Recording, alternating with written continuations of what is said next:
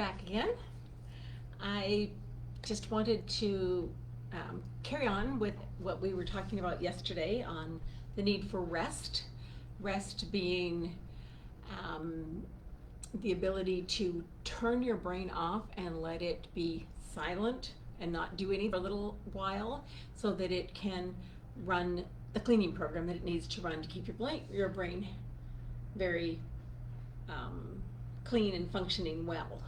If your brain doesn't get cleaned out once in a while, things build up that shouldn't be there, and you definitely want to have it as clean as you can get it. So, just get this thing out of the way because it popped up in front of me. There we go. All right, so rest. Now, in natural bioenergetics, we talk about rest a little differently than some other people do. Yes, you need physical rest. You do need the time to be quiet, and if you lay down to rest and you immediately fall asleep, it means you need more sleep. So rest is the ability to turn off the brain and have the body be still at the same time. So you're going to let your body be still. So laying down or sitting back or relaxing is a great way to do it. Sitting in a yoga pose is great. Whatever you want, as long as the body is still. And then the trick is to turn the mind off. And that's what most of us have no clue how to do. And I know when I first started learning how to do it, if I could get through 3 seconds without my brain doing something, I thought I was doing really well. I can now do 15, 20, 30 minutes if I want to. I usually do about 15 minutes at least once a day where I just shut my brain off and let it do its cleaning program and have a good rest. And the more you actually rest and allow your brain to do that, the interesting thing is the less sleep you need. If you're finding you're not getting enough sleep, and even though you're sleeping the right amount of time, but you feel like you're not getting enough sleep, or you want more sleep, maybe a rest period during the day, or sometimes 2 shorter rest periods during the day, will often allow you to function better on the amount of sleep that you're getting. Now, I'm not quite sure why that works, but we do know that people who rest properly usually require less sleep. This is particularly important for pregnant women. You must rest and let your brain turn off for a period of time because that helps the baby's brain develop better. And there's some interesting studies around that. So how do you get your brain to turn off? Well, for starters, you don't use things like counting, although counting might be a good crutch or a good, training wheels to get there. You certainly don't meditate on a theme or a topic or a word or a vision of a place. You don't go to your happy place and spend time in your happy place because your brain's still thinking then. Yes, your subconscious is very involved. Yes, you're going out into the field, you're calming your breathing, you're doing all the good things that meditation will do for you, but that's meditation, that's not rest. So what we want you to do is actually stop thinking. And to do that, you have to tell your brain, okay, it's time to rest.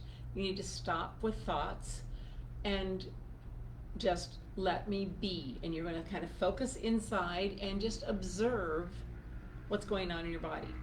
You don't need to think about it. You don't need to note it. You don't need to, just observe it and go, oh, okay. And just continue observing. And instantly, all kinds of thoughts will start popping into your head. And you can simply tell them, go away, I'll think about you later. Go away, I'll think about you later. Go away, I'll think about you later. For some people, it's important to actually write that thought down. So a thought comes into your mind, you go, oh, I gotta remember that.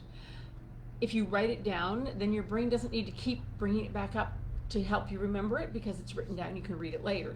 So at the beginning, it's often a good strategy to keep a paper and pencil handy. When a thought pops into your brain that you need to remember, and it'll keep interrupting your resting if you don't write it down, you just write it down, and then when it comes up, you go, you're written down, I'll remember you, go away.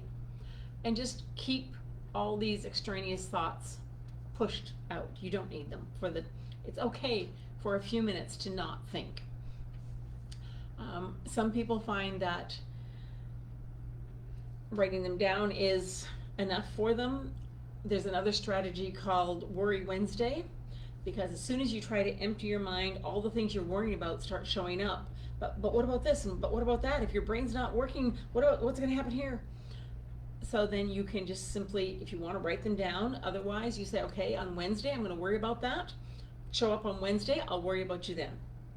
If it shows up on Wednesday, you can worry about it then, but otherwise you don't need to, because, well, you've already designated a time and space to deal with it, and you can worry on Wednesday if you want to. But in the meantime, the other days you can have a rest.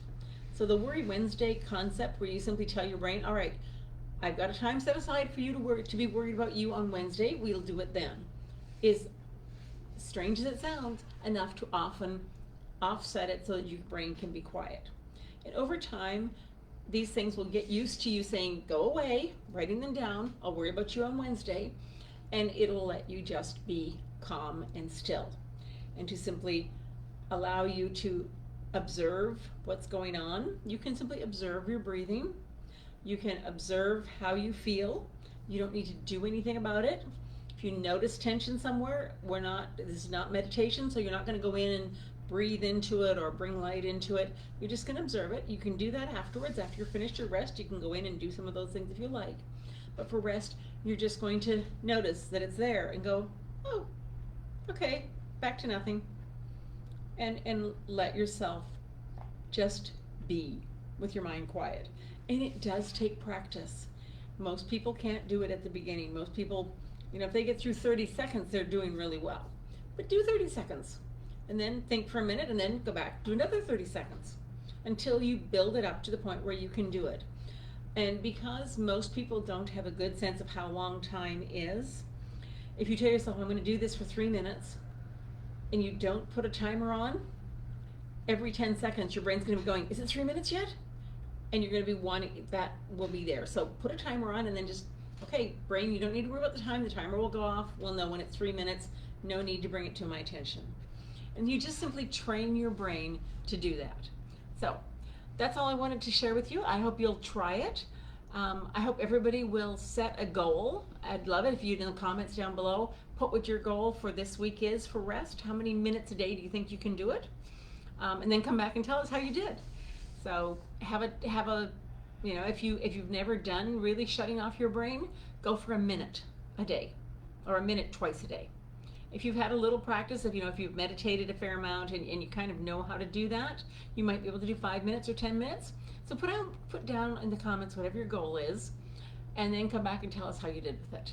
But give your chance that to your brain, give that chance to your brain to really shut off and clean, because it needs to get rid of the stuff that's in there. The dead dendrites, they simply wear out and have to be replaced.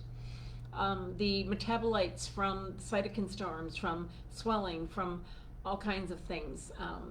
The whole microglial system needs to go in and do its pruning. We're forever pruning off parts of the brain and adding new parts and creating new pathways, and all that old cells, all that old detritus needs to be taken out. And your body does that most effectively when you're not thinking, when your brain's not being used for something else. So try it, give it a try, tell us how you're doing with it, and we'll talk to you tomorrow.